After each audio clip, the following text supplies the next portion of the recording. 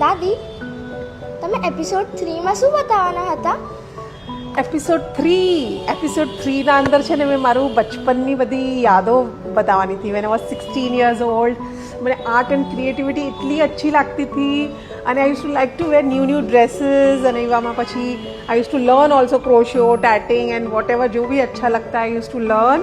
અને એના પછી આઈ વેન્ટ ટુ કોલેજના અંદર પણ I use to like to wear new dresses. પણ મને એમ થતું હતું યાર મેં મારી બુટીક હોતે તો મેં કેટલી મજા કરતે, મારા મનથી જ બધા ડ્રેસીસો બનાવતે, પણ I didn't know how to stitch. Okay, અને એવામાં પછી 18 yearsની હતી તો મારી શાદી થઈ ગઈ.